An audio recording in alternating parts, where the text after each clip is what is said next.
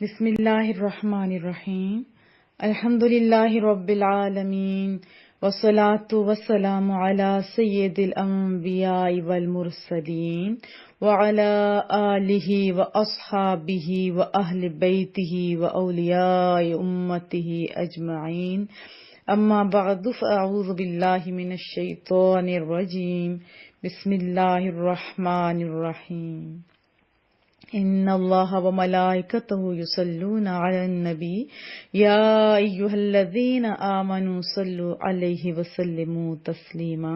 میرے ساتھ مل کے درود پاک پڑھیے۔ اللہم صلی علی سیدنا محمد وعلی آلہ واصحابہ وبارک وسلم۔ تمام حمد و ثنا ہمارے کریم رب کے لیے اور حضور پر نور سید سربراہ حامی بے کساں امام المرسلین خاتم النبیین احمد مجتبیٰ جناب محمد مصطفیٰ صلی اللہ علیہ وسلم کی بارگاہ میں ہدیہ درود و سلام عرض کرنے کے بعد کریم رب سے دعا ہے، مولا کریمہ ہم سب کو اپنے خاص بندوں میں شامل فرما۔ علم بہت بڑی دولت ہے، سب سے بڑی دولت ہے، اس کی اہمیت ان سے پوچھیں جنہوں نے تربیت رسول اللہ سے حاصل کی، جنہوں نے تربیت قرآن سنت کے مطابق حاصل کی۔ آئیے ایک واقعہ میں آپ کو سناتی ہوں۔ حضرت ابن مبارک رضی اللہ تعالیٰ عنہ سے پوچھا گیا کہ اگر آپ کو من جانب اللہ یعنی اللہ تعالیٰ کی طرف سے الہام ہو جائے کہ آج رات آپ نے مر جانا ہے تو بتائیے آپ کون سا کام کرنا پسند کریں گے؟ فرمایا علم طلب کرنا۔ اگر یہی سوال میں آپ سے پوچھوں تو آپ کیا کہیں گے؟ ابھی ذرا سوچ کے ایک لمحہ رک کے سوچئے اور پھر بتائیے مجھے آپ کیا کریں گے۔ لیکن پیارے لوگوں نے کیا فرمایا کہ میں علم طلب کروں گا۔ حضرت ابراہیم نخعی رضی اللہ تعالیٰ عنہ کا قول ہے کہ فقیہ ہر وقت نماز میں عبادت میں مشغول رہتا ہے۔ پوچھا گیا کیسے؟ فرمایا یوں کہ آپ جب بھی اس سے ملیں گے تو اس کی زبان پر ذکر خدا ہی پائیں گے، حلال کو حلال اور حرام کی حرمت بیان کر رہا ہوگا۔ کہا جاتا ہے کہ علماء زمانے کے چراغ ہیں، ہر عالم اپنے وقت کا چراغ ہے جس سے اس کے ہم عصر روشنی حاصل کرتے ہیں۔ آؤ اس روشنی کو بڑھائیں۔ کیا میں توقع رکھوں؟ انشاءاللہ بولیے۔ سورہ مومنون کی ابتدا میں مومنوں کی کامیابی، ان کے اوصاف اور آخرت میں ان کی جزا بیان کی گئی ہے۔ اسی مناسبت سے اس سورہ مبارکہ کا نام سورہ مومنون رکھا گیا۔ حضرت یزید بہت ہی پیاری ہستی ہیں۔ وہ فرماتے ہیں کہ ہم نے حضرت عائشہ صدیقہ رضی اللہ تعالی عنہ سے عرض کی کہ اے ام المؤمنین رضی اللہ عنہا، حضور صلی اللہ علیہ وآلہ وسلم کے اخلاق کیسے تھے؟ جواب دیا، رسول اللہ صلی اللہ علیہ وسلم کا خلق قرآن تھا۔ پھر فرمایا تم سورہ مومنون پڑھتے ہو؟ کتنا خوبصورت انداز میں فرمایا، پڑھتے ہو تو پھر پڑھو۔ چنانچہ انہوں نے قد افلح المؤمنون سے لے کر 10 آیت مبارکہ پڑھی تو حضرت عائشہ صدیقہ رضی اللہ تعالی عنہ نے فرمایا رسول اللہ صلی اللہ علیہ وآلہ وسلم کے اخلاق ایسے ہی تھے۔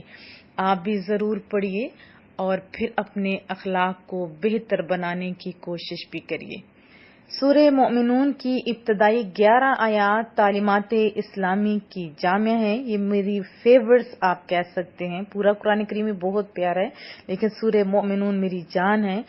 اور یہ جو ابتدائی آیات ہیں یہ تو اللہ اکبر، ان میں فلاح یافتہ اہل ایمان کی یہ صفات بیان کی گئی، نمازوں میں خشوع خضوع، ہر قسم کی بےہودہ باتوں سے لا تعلقی، زکوٰۃ کی ادائیگی، اپنی پاک دامنی کی حفاظت، امانت اور عہد کی پاسداری اور نمازوں کی پابندی۔ آخر میں فرمایا کہ ان صفات کے حامل اہل ایمان ہمیشہ جنت میں رہیں گے۔ آپ کہاں رہنا چاہتے ہیں؟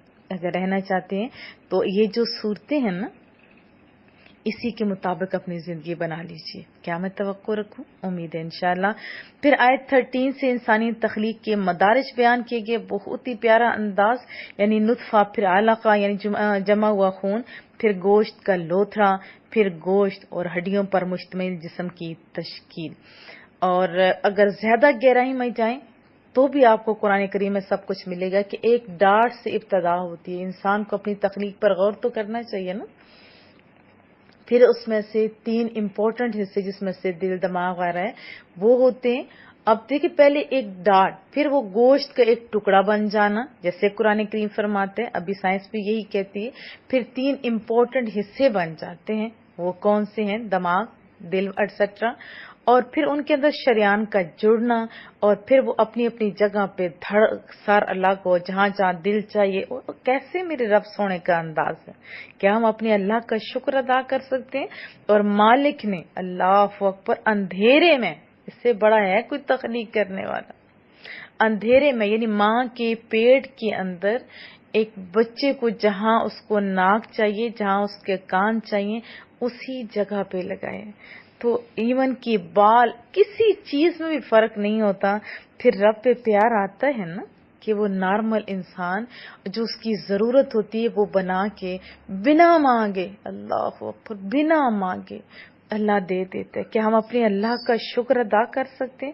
کبھی آپ نے سوچا کہ جیسے جیسے بچہ بڑا ہوتا جاتا ہے اب سکن پھٹتی وڑتی نہیں ہے، ہڈیاں بڑھتی جاتی ہیں، اور سکن کو ایسے ہی اللہ نے وہ ایسا فلیکسیبل ہے کہ وہ خود بخود ایسے ہوتی جاتی ہے. جیسے پہلے ہاتھ چھوٹے ہوتے ہیں، ٹانگیں چھوٹی ہوتی ہیں، سارے اعضاء آپ غور تو کیجیے نا. میں ایسے طوالت کے باعث میں شارٹ کر رہی ہوں، آپ غور کرتے جائیں گے تو آپ کو اللہ پہ بہت پیار آ جائے گا. پھر ساتھ ہی اگلی سورہ مبارکہ کی جو آیات ہیں اس میں بڑا اچھا آسمانوں کی تخلیق کے بارے میں، بارش کے بارے میں، اور پھر جو طرح طرح کے پھل ہے خصوصاً کھجور، انگور، ان کی پیدائش، اور پھر اس کے ساتھ ہی زیتون کے تیل کا ذکر فرمایا. ان میں زیادہ پاور ہوتی ہے. انگور کے اندر جیسے پانی، ایک پتلی سی جھلی کے اندر وہ اتنی غذائیت والا. اور یہاں تک بھی سائنس کہتی ہے کہ ماں کے دودھ جتنی اس کے اندر طاقت ہوتی ہے.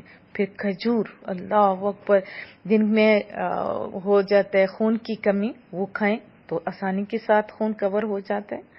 ہاں جن کا معدے میں گرمی ہوتی ہو تو ان کو ساتھ دواڑا جو تربوز ہوتا ہے یا کچھ ایسا ساتھ کھائیں گے تب انہیں فائدہ ہوگا. اور زیتون کا تیل یہ تو ہے ہی مکمل غذا.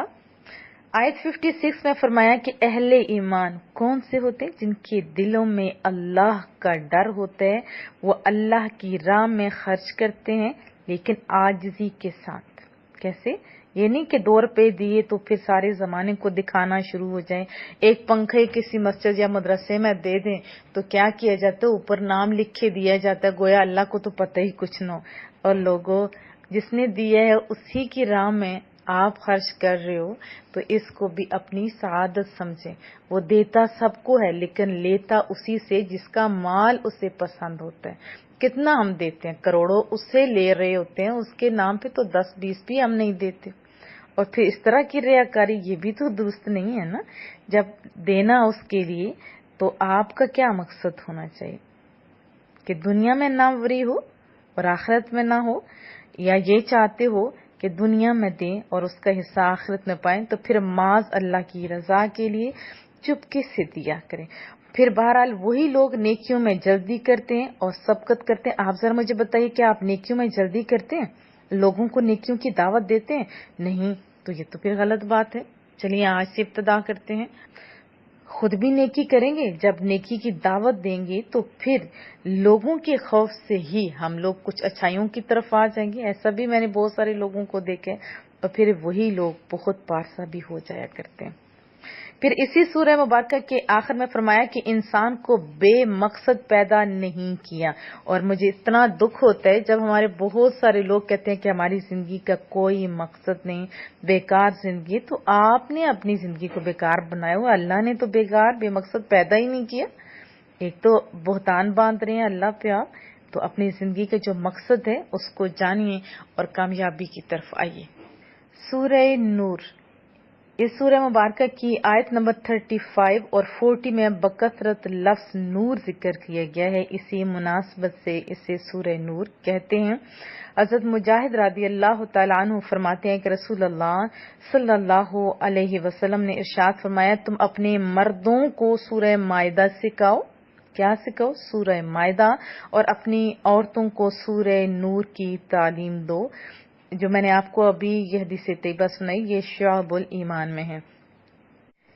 حضرت ابو وائل فرماتے ہیں رضی اللہ تعالیٰ عنہ کہ میں نے اور میرے ایک ساتھی نے حج کیا. حضرت عبداللہ بن عباس رضی اللہ تعالیٰ عنہما بھی حج کر رہے تھے، تو ایک جگہ حضرت عبداللہ بن عباس رضی اللہ تعالیٰ عنہما سورہ نور پڑھنے لگے اور تفسیر بیان کرنا شروع کر دی. ان کا تو یہی کام تھا نا، یا ظاہر پیار تھا اللہ اور اس کے رسول صلی اللہ علیہ وسلم کے اس خوبصورت معجزے سے، محبوب کی باتوں سے.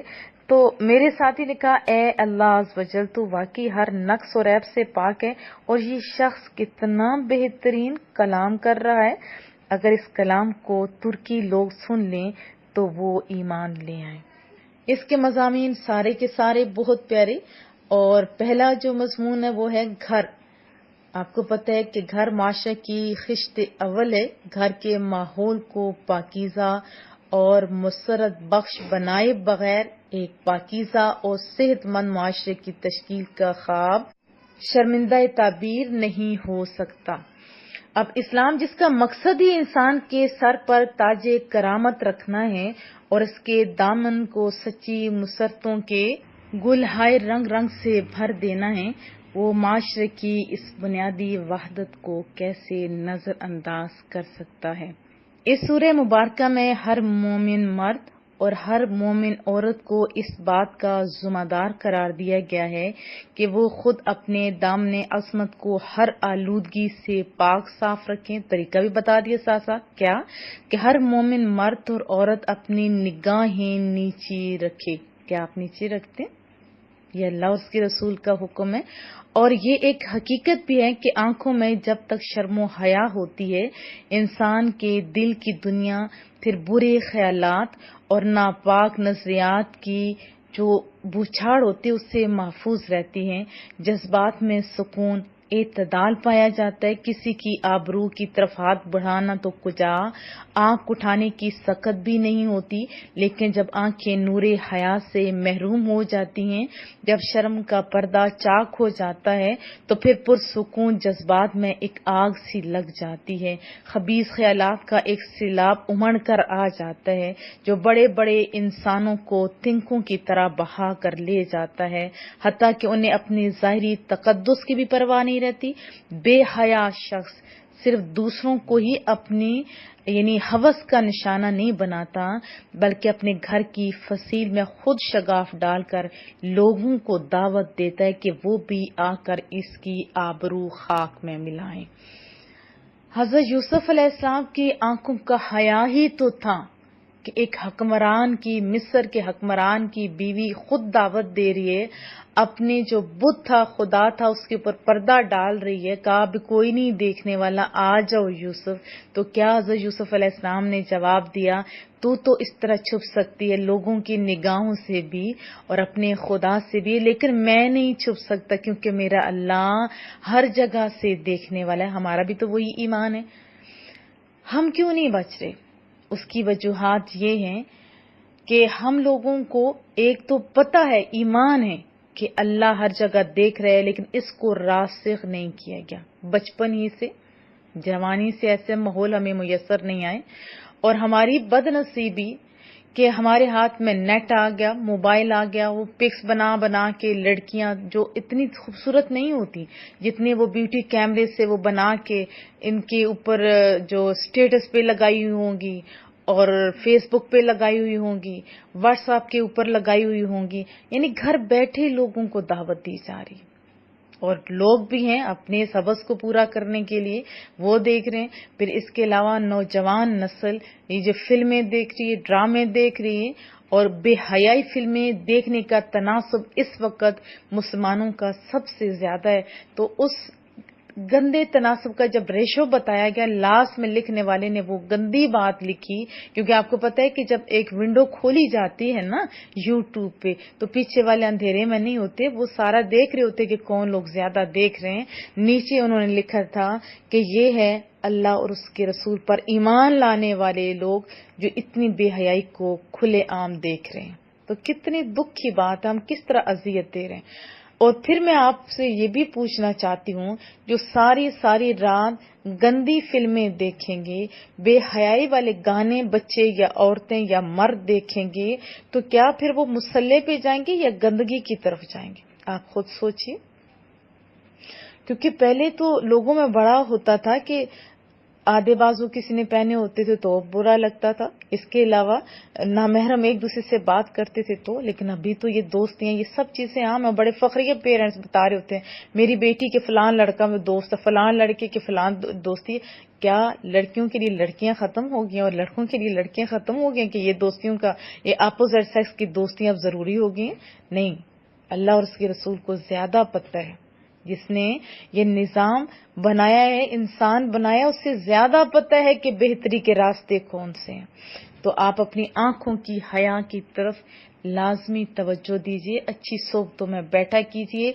پھر اس سورہ مبارکہ میں خصوصاً پردے کا تذکرہ فرمائے، ابتدائی احکام تو سورہ احزاب میں ہیں، اور یہاں اسلامی پردے کے قواعد اور ضوابط کو پورے خوبصورت انداز سے ذکر فرما دیا تاکہ گوہر عصمت کی آب و تاب کو ماند کرنے کی کوئی کوشش اسلامی معاشرے میں پروان نہ چڑھ سکے۔ تو پردہ ہمیں کرنا چاہیے۔ ضمناً ایک بات یہ بھی بتا دوں، بہت سارے لوگ کہتے ہیں کہ آنکھوں میں حیا ہونا چاہیے، پردے کی کیا ضرورت ہے؟ میں آپ سے ذرا معصومانہ سوال کرتی ہوں، کیا آپ کی آنکھوں میں رسول اللہ صلی اللہ علیہ وسلم کی بیٹیوں بیویوں سے زیادہ حیا ہے؟ آپ اس کا جواب خود دے دیجئے۔ ان کو بھی جب حکم ہوا پردے کا اور انہوں نے پردہ کیا۔ اور پھر میں آپ سے یہ بھی بات پوچھنا چاہتی ہوں کہ پردہ کرنے والے لوگ خوش نصیب ہیں، انہیں پتہ ہونا چاہیے کہ زیور، جیولری، گولڈ اور یہ جو موتی ہوتے ہیں قیمتی، انہیں ہمیشہ تالوں میں رکھا جاتا ہے۔ یہ جو پیتل ہوتا ہے، یہ عام سی چیز ہوتی جس کی کوئی خاص ویلیو نہیں ہوتی، وہی چیز سر عام رکھی جاتی ہے۔ جو پردہ کرتے ہیں انہیں اعزاز سمجھنا چاہیے۔ پھر اگلے سورہ مبارکہ کے جو مضامین ہیں اس میں ایک خاص مضمون یہ بھی آیا ہے کہ جو زنا کرے، شادی شدہ اور غیر شادی شدہ دونوں کی سخت سزائیں بھی بتائی گئیں تاکہ یہ برائی شروع ہی نہ ہو، اور اگر ہو تو اس ڈر سے جب ایک دو کو سزائیں ملیں گی تو دوسرے ویسے ہی باز رہیں گے۔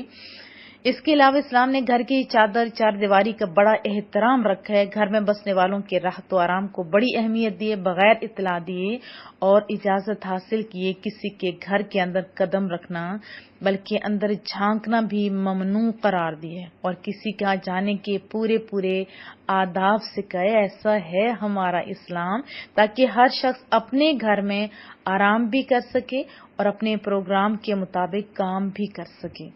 اور پھر مسلمانوں کو بڑے خوبصورت انداز میں بتایا کہ دیکھو، اگر صاحب خانہ تمہیں اجازت نہیں دے رہا تو غصے سے لال پیلے کیوں ہو جاتے ہو اور اس شخص پہ برسنا کیوں شروع ہو جاتے ہو، بلکہ بڑے کشادہ دلی سے اس کی معذوری کو تسلیم کرو اور خوشی خوشی واپس چلے جاؤ۔ ابھی تو بہت آسان ہے، انفارم کر کے فون پہ بھی تو آ سکتا ہے نا بندہ۔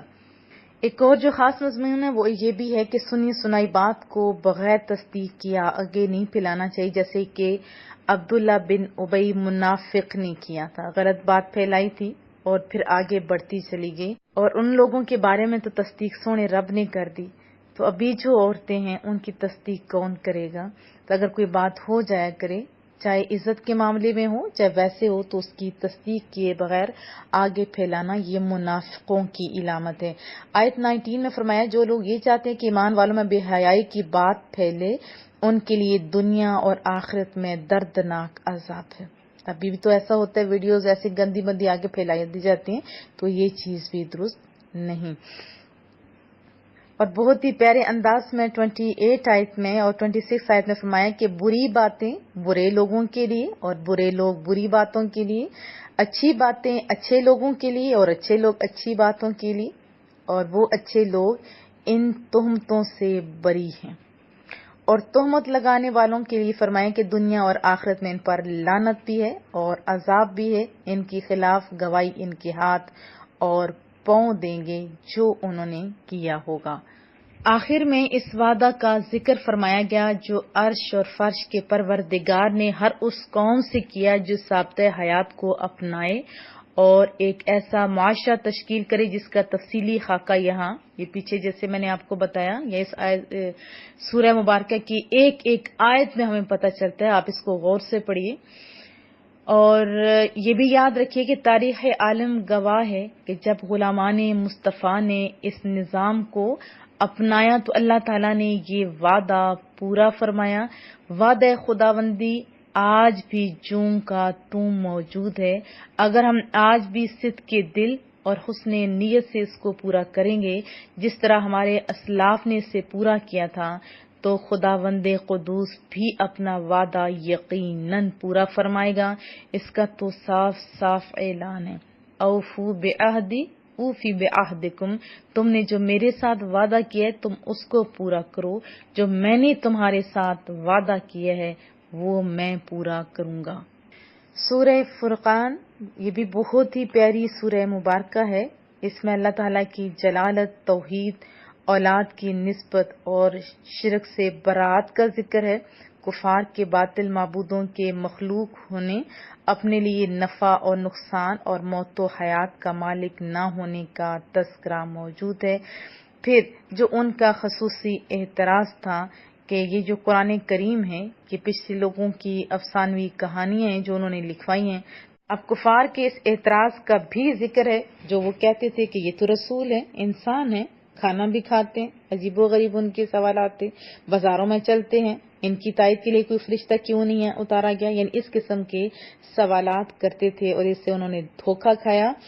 کیونکہ اپنے جیسا جب کسی کو بشر سمجھا جاتا ہے تو پھر آپ کو پتہ ہے اس کی اطاعت بھی دل میں نہیں آتی اور اس کے پیچھے چلنے کو دل بھی نہیں کرتا، تو یہ ان کا جو گھٹیا سوچ تھی۔ اسی قسم کے پہلے لوگ بھی اسی سوچ کے تحت ایمان سے محروم رہے تھے۔ تو پھر ان کے یہ جو سوال تھے کہ انہیں کوئی خزانہ اور باغات کیوں نہیں عطا کیے گئے، انہوں نے اللہ کے رسول کو آپ کو پتہ ہے جادوگر بھی کہا تھا، قیامت کے دن کو جھٹلایا بھی تھا، تو اللہ نے ان کی ان بے تکی باتوں کا رد فرمایا ہے۔ قرآن کو اللہ کا کلام بتایا اور یہ بھی واضح کر دیا کہ دیکھو پہلے رسول بھی بشری تقاضے کے تحت کھانا کھاتے تھے اور اپنی ضرورت کے لیے بازار بھی جاتے تھے، یعنی بشری ضروریات نبوت اور رسالت کے منافی نہیں ہیں۔ لیکن ضمن میں یہ بھی عرض کر دوں کہ اگر یہ بشر نہ ہوتے تو تب بھی انہوں نے ماننا نہیں تھا، اور دوسرا اپنے جیسا اگر کوئی نبی کو جیسے رسول اللہ صلی اللہ علیہ وسلم کی ذات اقدس ہے ان کو اپنے جیسا بشر مانے گا تو پھر کیا سمجھتے ہیں ان کی کوئی دل و جان سے وہ محبت اور اطاعت کا جذبہ رکھے گا؟ یقیناً نہیں آئے گا۔ ہاں بشر ضرور ہیں، جو بشر نہیں مانتا وہ بھی غلط کرتے، ایک صفت کو نہیں مان رہا یہ بھی غلط ہے، اور خالی اپنے جیسا بشر سمجھ لیں تو پھر محبت کیسے آئے گی؟ رسول اللہ صلی اللہ علیہ وسلم نے کیا فرمایا کہ تم میں سے کوئی اس وقت تک مومن ہی نہیں ہو سکتا جب تک میں اسے جان مال ہر چیز ہر پیاری چیز سے بھی پیارا نہیں ہو جاتا۔ تو ہمیں رسول اللہ صلی اللہ علیہ وسلم کو بشر ہی ہیں، بشر ہی ماننا ہے لیکن اپنے جیسا نہیں۔ اللہ کا محبوب ہیں وہ، اللہ کے رسول ہیں وہ، یہ نہیں کہ انہوں نے بس وہ جو اللہ نے انہیں دیا ہمیں سکھایا بس بات ختم، نہیں، ہم نے ان کی اطاعت کرنی ہے، محبت کرنی، محبت، اور ان کی شان کو گھٹانا نہیں ہے کہ اپنے جیسے بشر کو کہیں تھے کھاتے تھے پیتے تھے یہ کہتے نہیں۔ اگر ہم کھاتے ہیں تو ہمارا پسینہ اپنی سگی بہن بھائی کو ہمارے پاس نہیں بیٹھنے دیتا۔ رسول اللہ صلی اللہ علیہ وسلم کا پسینہ کیسا تھا، اس سے تو لوگ ایسا خوشبو یوز کرتے تھے، ذرا غور تو کریں۔ اس کے علاوہ آپ جتنا غور کرتے جائیں گے آپ کو مزہ آ جائے گا۔ اللہ کے محبوب تھے، بشر ضرور تھے لیکن افضل البشر۔ اللہ پاک ہمیں سمجھنے کی اور جو محبوب نے ہمیں اور قرآن کریم نے ہمیں اور ہمارے سونے رب نے ہمیں کہا ہے ان تعلیمات کے مطابق زندگی بسر کرنے کی توفیق عطا فرمائے۔ 19ویں پارے کے مضامین بھی بہت ہی پیارے ہیں اور اعتراضات کے جوابات بھی بڑے حکمت والے ہیں۔ جیسے آیت نمبر 32 میں کفار کے اس اعتراض کا ذکر ہوا، وہ کہتے تھے نا کہ پورا قرآن ایک ہی وقت میں نازل کیوں نہ کیا گیا، اور قرآن نے بتایا کہ تدریجی نزول میں حکمت یہ ہے، ایک تو وحی کے تسلسل کے ذریعے نبی پاک صلی اللہ علیہ وسلم کا اللہ تعالیٰ سے تعلق قائم رہے اور آپ کے دل کو قرار اور سکون ہو۔ دیکھیے اس میں کتنی حکمتیں ہیں۔ اکٹھا نازل ہوتا تو کیا سارا یاد کرنا آسان تھا، سارا سمجھنا آسان تھا؟ نہیں نا۔ اسی طرح جیسے جیسے موقع آتا، کوئی بھی ایسا ہوتا تو اس کے مطابق جب آیت مبارکہ نازل ہوتی تو شان نزول کی وجہ سے اس کو سمجھنا بھی آسان ہو جاتا۔ ابھی اسی وجہ سے تو بہت سارے لوگ دوسروں کو گمراہ کر رہے ہیں جو شان نزول نہیں جانتے، اور کہیں کی آیت کہیں چسپاں کی جا رہی ہے۔ یہی وجہ ہے کہ آج مسلمان ٹکڑے ٹکڑے ہوتے جا رہے ہیں۔ رسول اللہ صلی اللہ علیہ وسلم نے فرمایا تھا، میری امت میں اختلافات ہوں گے لیکن وہ باعث رحمت ہوں گے۔ کیا آج ہمارے اختلافات باعث رحمت ہیں؟ یہ سوچیے۔ آیت نمبر 45 میں اللہ نے بہت جیسے نشانیاں بتائیں، ان میں سے ایک نشانی کا یہاں خصوصاً تذکرہ ہے، یعنی سائے کا۔ سائے کا کبھی آپ نے غور کیا کہ کس طرح بڑا ہوتا ہے، کس طرح چھوٹا ہوتا ہے، کبھی کس رخ پہ جا رہا ہوتا ہے، کبھی کس رخ پہ؟ ضمناً بات بتا دوں، میرے نبی، آپ کے نبی صلی اللہ علیہ وسلم کا کوئی سایہ نہیں تھا۔ پھر آیت 48 میں بارش کا نظام، آسمان سے پاک پانی کا نزول، اس کے ذریعے بنجر زمین کو زرخیز بنانے، سمندروں میں میٹھے اور نمکین پانی کے الگ الگ جاری ہونے۔ آپ کو یہ بھی پتا ہے کہ ایک سمندر، اس کا نام آپ نے مجھے بتانا ہے، وہاں پانی اکٹھا ہے لیکن دیکھنے میں اندر سے نمکین سائڈ پہ ہے اور میٹھا الگ، درمیان میں کیا چیز ہے یہ سونا مالک جانتا ہے۔ اور اس کے علاوہ دیگر انعامات کا ذکر ہے۔ یہ ساری چیزیں جو ابھی میں نے آپ کے سامنے پیش کی، ان پہ ذرا غور کیجیے۔ پانی کا ایک ایک قطرہ جو آسمان سے بارش کی صورت میں آتا ہے، اس میں کتنی حکمتیں ہیں، کتنی برکات ہیں۔ بنجر زمین پہ اگر اکٹھا پانی آتا تو کیا زمین کے اندر جاتا؟ نہیں۔ پانی کس انداز سے مالک اوپر سے بھیجتا ہے، میں تو اسی پہ اللہ پہ قربان ہوتی رہتی ہوں۔ مالک تیرا آسمان کا یہی نظام جو ہمیں نظر آتا ہے، یہ کتنا پیارا ہے۔ آسمان کے بادل، مانا آج کیا ہے، سائنس کہتی ہے کہ سٹیم جاتی ہے، اکٹھا ہوتا ہے پانی، وہ تیز ہواؤں کی وجہ سے وہ برف بنتی ہے، پھر پگھلتی ہے، پھر، لیکن چلے مانا یہ بھی درست ہے، لیکن جہاں پہ سٹیم ہوتی، جہاں پہ بادل ہوتے، وہیں پہ بارش آتی۔ لیکن یہاں دیکھیں ہواؤں کی ڈیوٹی ہے، جہاں ضرورت ہوتی ہے وہاں بادلوں کو اڑا کے لے جاتے ہیں۔ کیا ہم اپنے اللہ کا اسی پہ شکر ادا کر سکتے ہیں؟ اللہ اکبر۔ پھر آیت نمبر 54 میں بتایا کہ انسان کا جوہر تخلیق بھی پانی ہے، بھی پانی ہے۔ کوئی ایسا مصور آپ نے دیکھا ہے جو پانی سے تصویریں بناتا ہو؟ آپ کا اللہ، ہمارا اللہ پانی سے گوشت پوشت اور ہڈیوں والا انسان بناتے ہیں، وہ بھی اندھیرے میں۔ اور انسان کی تخلیق پہ بھی غور کریں اور اس کے بناوٹ پہ بھی غور کریں، بھلے کالا سیاہ بندہ ہو، اس کے اندر چمکتے ہوئے دانت اتنے پیارے ہوتے ہیں، چمکتی ہوئی آنکھیں، بال، ہر چیز بہت پیاری ہوتی ہے، اس کی آؤٹ لائن۔ ہم تو ایسے گورے اور کالے کے رنگ میں پھنس گئے نا، آپ غور کریں تو اتنا پیارا ہر انسان ہوتا ہے، بھلے کسی بھی رنگ کا ہو، بھلے کس انداز کا ہو، لیکن ہر ایک میں کوئی ایک چیز ہوتی ہے جو بہت پیاری ہوتی ہے۔ نہیں تو اوورآل انسان سارے کا سارا جو اشرف المخلوقات بہت پیارا ہوتا ہے۔ پھر اس کے ذریعے اللہ نے یہ جو رشتے بنائے ہیں، میکے، سسرال ایٹسٹرا۔ پھر اس سورہ مبارکہ فرقان کے آخری جو رکوع ہے اس میں آسمان اور اس کے اندر جو برج وغیرہ ہے، سورج چاند کی روشنی اور رات دن کا آنا، اللہ تعالیٰ کی قدرت کی دلیل بتایا ہے۔ مانا آج کے ماہر فلکیات وہ بھی بڑی مدد کرتے ہیں، جیسے 12 برج بتاتے ہیں، حمل ہے، ثور ہے، جوز ہے، سرطان ہے، اسد ہے، سملہ میزان ہے، عقرب ہے، قوس ہے، جدی ہے، دلو ہے، ہوتا ہے، یہ تو یہ بتاتے ہیں نا۔ مالک کا نظام تو مالک سونا خود جانتا ہے۔ بہرحال یہ تو چیزوں کے نام ہیں جو ماہرین بتاتے ہیں۔ باقی بالائی فضا میں مختلف مقامات پر ستاروں کے جھرمٹ ان چیزوں کی تصویروں کے مشابہ ہوتے ہیں، اور اس کے بعد اللہ کے محبوب بندوں کی اعلیٰ صفات کا ذکر ہے۔ وہ یہ ہیں کہ زمین پر شرافت اور متانت سے چلنا. آپ کیسے چلتے ہیں؟ آپ کا شمار کس میں؟ ذرا محاسبہ کرتے جائیے. اور کہا کہ جو پیارے لوگ ہیں نا اللہ کے، وہ جو خاص بندے ہیں، وہ زمین پر کیسے چلتے ہیں؟ بڑی عاجزی کے ساتھ، اور راتوں کو سجدہ کرتے ہیں، یعنی قیام کرتے ہیں. آپ کرتے ہیں؟ پھر فرمایا یعنی وہ اللہ کی عبادت میں رات گزارتے ہیں، اور پھر عذاب جہنم سے اللہ کی پناہ چاہتے ہیں. کیا آپ چاہتے ہیں؟ پھر اس کے بعد فرمایا مال خرچ کرتے وقت بخل اور اسراف کی دو انتہاؤں کے درمیان توازن اور اعتدال سے کام لیتے ہیں. آپ بتائیے، آپ اپنا رزق کہاں خرچ کرتے ہیں؟ دنیا کو دکھانے کے لیے جس کا کوئی فائدہ نہیں. ایسا ہی ہوتا ہے نا، کبھی جہیز دیے جا رہے ہوتے ہیں کہ بڑے بڑے گھر بنائے جا رہے ہوتے ہیں، اور لوگوں کو دکھانے کے لیے نئے نئے جو ابھی فیشن ہوتے ہیں، اور اس کے علاوہ ویلیں اور پتہ نہیں کیا کچھ ہوتا ہے. اور جب اللہ کے نام پہ دینے کی باری آتی ہے، میجورٹی کو میں نے دیکھا ہے کہ وہ کہتے ہیں ہم صدقہ خیرات نکال رہے ہیں. کیا کر رہے ہوتے ہیں؟ جو گھر کا ردی مال ہوتا ہے وہ دے رہے ہوتے ہیں.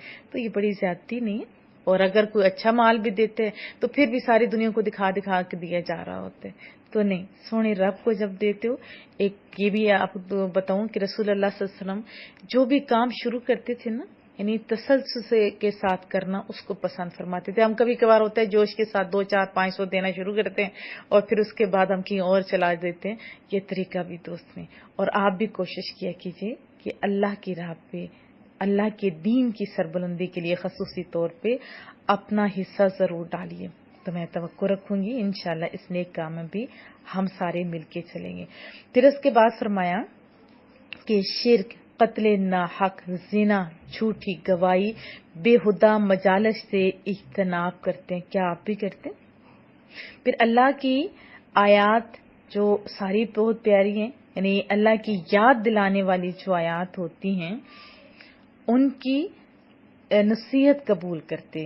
کیا فرمایا کہ اللہ کے جو خاص بندے ہیں نا، اللہ کی آیات یاد دلانے پر اندھا بہرا نہ بننے، یعنی نصیحت قبول کرنے، اور اللہ تعالیٰ سے نیک اور صالح اولاد کی دعا کرنا، یہ ان کی خصوصیات میں سے. اس میں گناہ گاروں کے لیے نہ صرف توبہ کی قبولیت کی بھی نوید ہے، بلکہ گناہوں کے بدلے میں نیکیاں عطا کرنے کی بشارت، اور جنت میں اعلیٰ مقام عطا کیے جانے کا تذکرہ بھی موجود ہے. آپ اپنا محاسبہ کیجئے، کیا آپ یہ سارے کام کر رہے ہیں؟ پھر آگے آتے ہیں سورہ شعراء، اور یہ بھی بہت ہی پیاری سورہ مبارکہ ہے. شعراء شاعر کی جمع ہے. اس سورہ مبارکہ کی آیت نمبر 224 سے تاجدار رسالت صلی اللہ علیہ وسلم کے خلاف شاعری کرنے والے مشرکین کی مذمت بیان کی گئی ہے. اسی مناسبت سے اس سورہ مبارکہ کا نام سورہ شعراء رکھا گیا ہے. ضمناً یہ بھی بات بتا دوں کہ آخر میں جو ہم قافیے ہوتے ہیں نا، کلام کہنا نہیں چاہیے، اللہ کا کلام ہے، اور شاعری تو بےہودہ چیز ہوتی ہے، اور اس میں اچھی بھی آتی ہیں، جیسے ناز شریف ہے، یہ بھی تو ایک اچھی بات ہے، لیکن زیادہ تر شاعری میں کیا ہوتا ہے. لیکن آپ دیکھیں کہ کتنے شاعر لوگ ایسے ہیں جنہوں نے قرآن کریم کی آیات کو، اور آخر میں جیسے ابھی سورہ شعراء کے دیکھیں آخر میں کیا آتا ہے، مبین مبین مؤمنین، یہ سارا آتا ہے نا، اور اتنی بڑی سورہ مبارکہ ہے. تو یہ دیکھ کے بھی کتنے ہی غیر مسلموں نے کلمہ پڑھا ہے. یہ بھی کلام الہی کی بہت ہی بڑی تاثیر ہے. اس سورہ مبارکہ میں حضرت موسیٰ علیہ السلام اور فرعون کے پاس جانا، دعوت حق دینا، اور یہ پیاری پیاری سی باتیں ہیں. پھر دیکھیں وہاں ہمارے لیے موٹیویشن بھی ہے کہ ہمیں بھی تو کچھ کرنا چاہیے، کیونکہ جو انبیاء کی ڈیوٹی تھی وہ بعد میں ہماری لگی. ہم رسول اللہ کی امتی ہیں، تو ہم کیا کر رہے ہیں یہ بھی تو سوچنا چاہیے. کیونکہ قرآن کریم یہ نہیں کہ کسی کہانیاں سناتا ہے، بلکہ پہلوؤں کی بات کر کے آپ کو سمجھانا مقصود ہوتا ہے.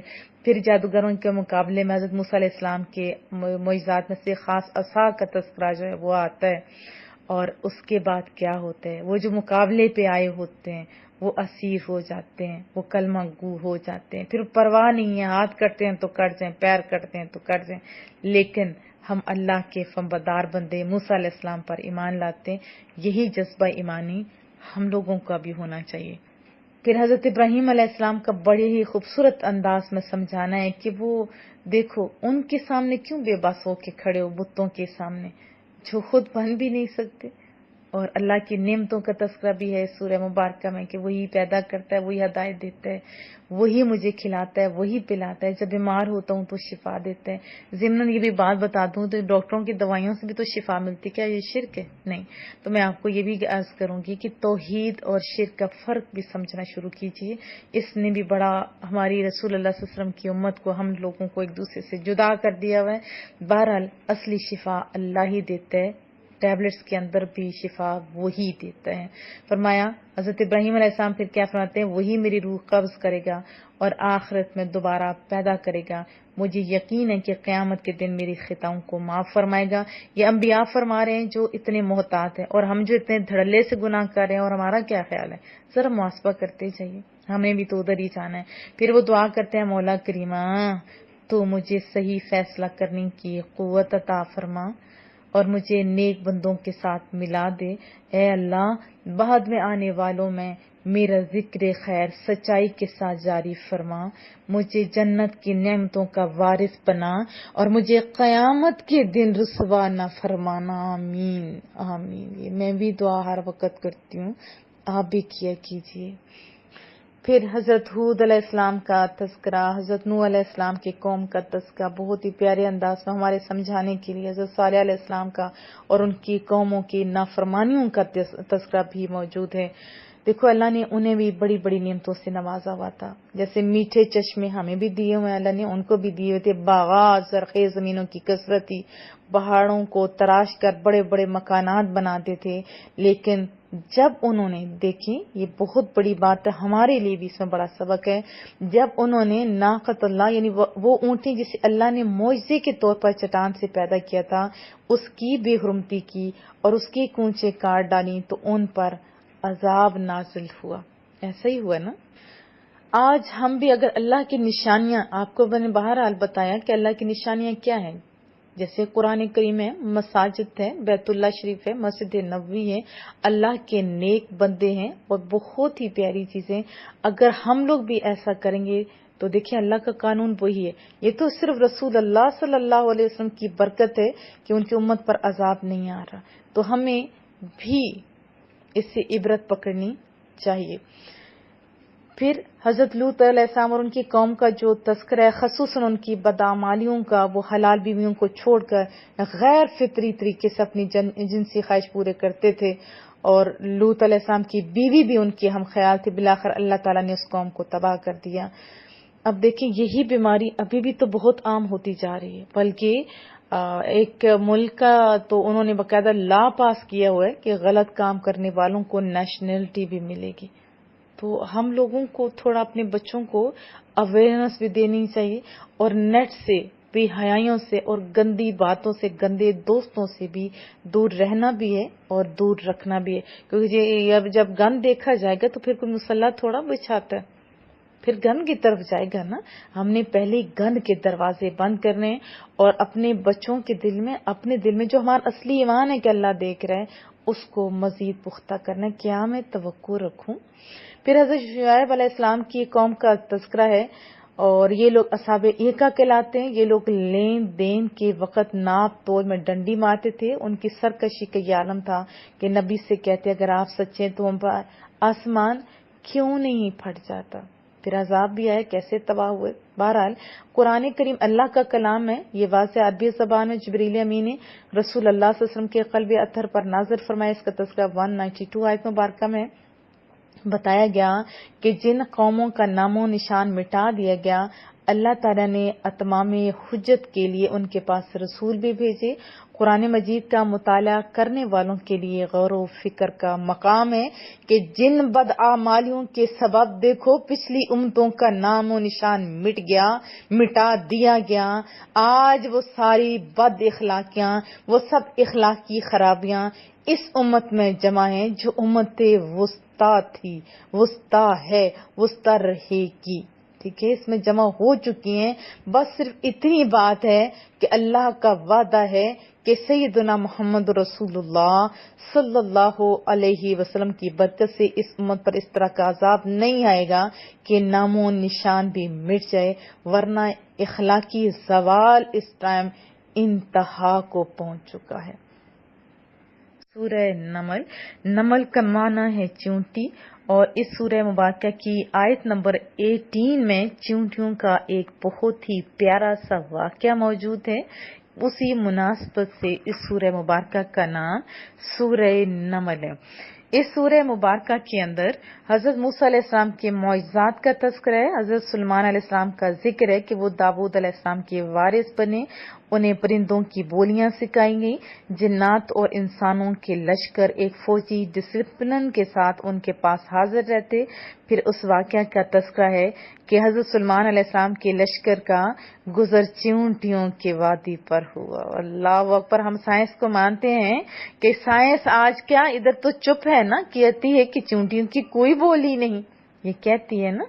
ہم اللہ کی شان اور انبیاء کی شان اللہ اکبر اس واقعہ سے بھی سمجھ سکتے ہیں کہ وادی پر گزر ہوا تو چونٹیوں کی ملکہ نے اپنی رعایا سے کہا، یہ بھی مالک کا نظام ہے کہ چونٹیوں کی بھی ایک ہوتی ہے ملکہ، اس کی بھی رعایا ہوتی ہے۔ اس نے کہا کہ اپنے بلوں میں گھس جاؤ، کہیں سلیمان کا لشکر تمہیں کچل نہ ڈالے۔ بے دہانی میں یہاں سے ہمیں ایک بات تو یہ پتہ چلی کہ ایمان والے دھیان کے ساتھ کسی کو نقصان نہیں دیتے۔ ادھر حضرت سلیمان علیہ السلام چونکہ چونٹیوں کی اور جانوروں کی بولیاں جانتے تھے تو یہ سن کے مسکرا دیے تو نبی کی شان اللہ اکبر۔ پھر انہوں نے اللہ تعالیٰ سے بہت ہی پیارے میٹھے بول بولے، اے میرے ربا، تو نے مجھ پر اور میرے والدین پر جو بے حساب بے پایاں نعمتیں فرمائی ہیں، مجھے ان کا شکر ادا کرنے کی توفیق عطا فرما، اور مجھے اپنے پسندیدہ نیک اعمال پر قائم اور اپنی رحمت سے مجھے اپنے نیکوکار بندوں میں داخل فرما، آمین۔ کتنی پیاری سی دعا ہے۔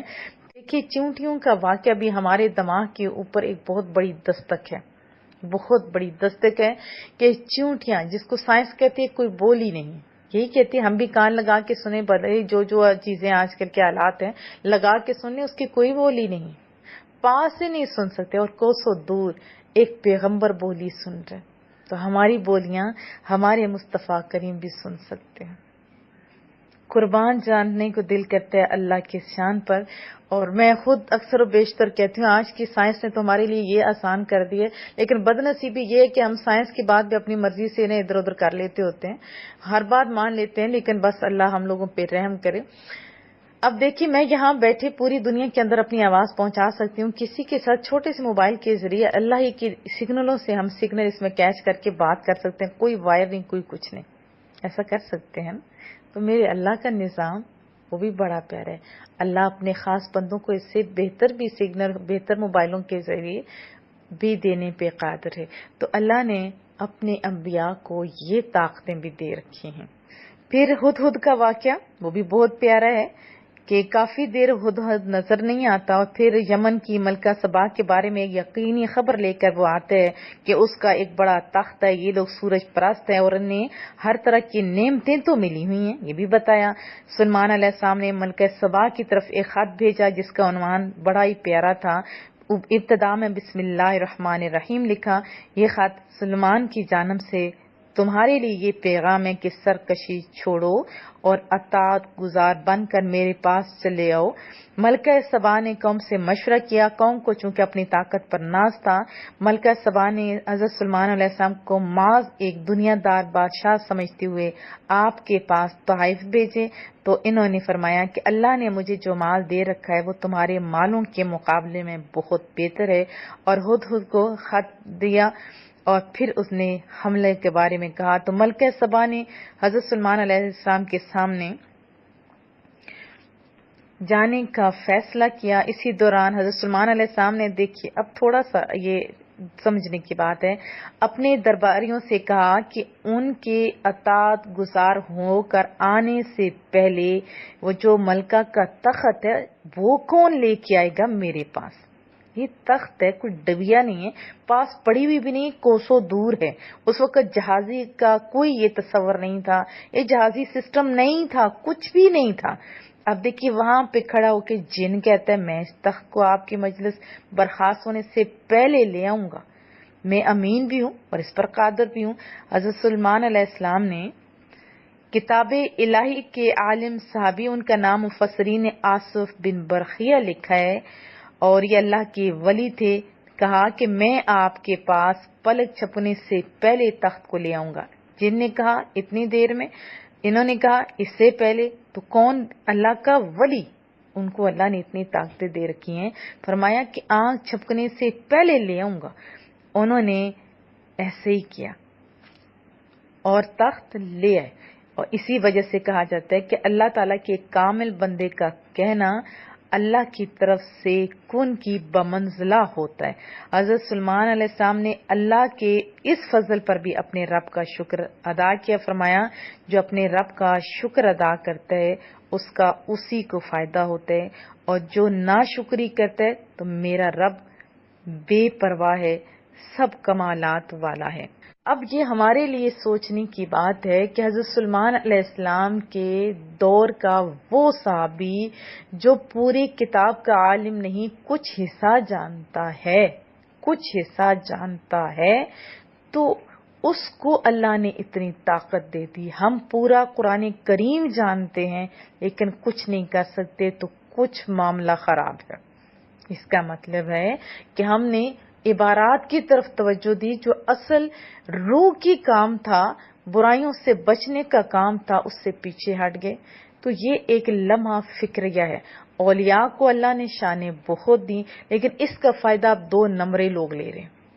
اور 2 نمبری لوگوں کا ضمناً بتا دوں آپ کو کہ اگر کوئی آپ کو اڑ کے بھی دکھائے لیکن شریعت مطہرہ کا پابند نہ ہو تو اس کی اطاعت کرنا گویا خود کو گمراہ کرنا ہے. 1 نمبر لوگ ہیں، انہیں کوئی لالچ نہیں ہوتا، لیکن ابھی کیوں ایسے لوگ نظر نہیں آ رہے؟ تو ہمیں کچھ کرنا ہوگا. کیا کرنا ہوگا کہ اپنی زندگیوں کو اللہ اور اس کے رسول کے بتائے ہوئے طریقے کے مطابق گزارنا ہوگا.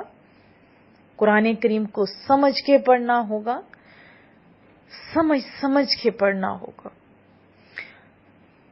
اور اللہ نے جو ڈیوٹیاں ہمارے اوپر لگائی ہیں ان کو احسن طریقے سے پورا کرنا ہوگا. اس کی بھی ڈیٹیل بہت زیادہ ہے، انشاءاللہ وہ بھی اپنے وقت پر بھی سنایا جائے گا. بہرحال وہ تخت لایا جاتا ہے، ملکہ سبا آتی ہیں اور ان کو یہ دیکھیں تھوڑا سا ہوتا ہے لیکن وہ دانا ہے، عورت ہے، دانا ہے. عورت بے وقوف نہیں ہوتی، عورت دانا ہوتی ہے. اب یہاں سے یہ بھی بات پتہ چلتی ہے. اب وہ لڑائی والا فیصلہ کینسل کروانے والی کون؟ ملکہ سبا. ادھر آنے والی کون؟ ملکہ سبا. فوراً ان کے ذہن میں آ بھی سکتا تھا کہ یہ کیا تخت جو ہے وہ میرا تو ادھر تھا، یہ کیا، لیکن محتاط انداز میں کہا یہ اسی جیسے ہی تو ہے. یعنی وہ بھی پہچان جاتی ہیں. تو یہ بھی عورت کی بات ہے. عورت بے وقوف نہیں ہوتی، صرف عورت اپنی جو زندگی کا مقصد ہے اس سے ہٹ گئی ہوئی ہے، جس کی وجہ سے وہ گمراہیوں کی طرف جا رہی ہے. یہ غلط باتوں کی طرف سے جانے کے بجائے آؤ صحیح باتوں کی طرف آئے، تاکہ ہمارے اندر سے جو بچے پیدا ہوں وہ کم از کم نیک ہوں. اور مجھے امید ہے کہ آپ میری بات دھیان سے سن رہے ہوں گے.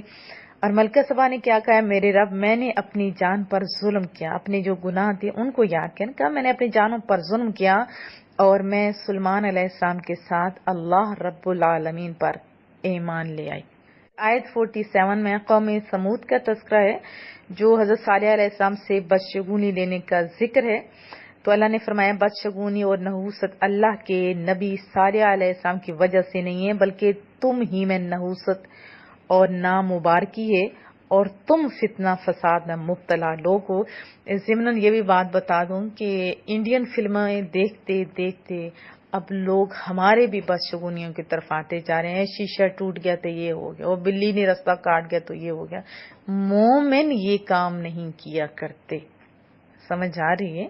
تو یہ بدشگونیاں لینا، یہ ساری چیزیں بالکل بھی درست نہیں، اور رسول اللہ نے ان چیزوں سے واضح طور پر احادیث طیبہ کے اندر آپ دیکھیں منع کیا ہے کہ کوئی نحوست کسی چیز کی طرف منسوب کرنا درست نہیں. ابھی تو لوگوں کو بھی کہا جاتا ہے کہ یہ منحوس ہے، یہ عورت ہمارے گھر میں آ گئی تو یہ منحوس ہے. پھر عورت سن کے خود کو سمجھ نہیں لگ جاتی ہے کہ میں منحوس ہوں. چلے ایسے ہی ہے تو تم لوگوں کی اپنی برکتیں کدھر جاتی ہیں؟ میں یہ بھی بات پوچھ لوں. بہرحال انڈین فلمیں جتنے آپ دیکھتے ہو یا دوسری فلمیں دیکھتے ہو، اتنا ہی آپ ٹائم ذرا قرآن کریم کو دے دیجئے.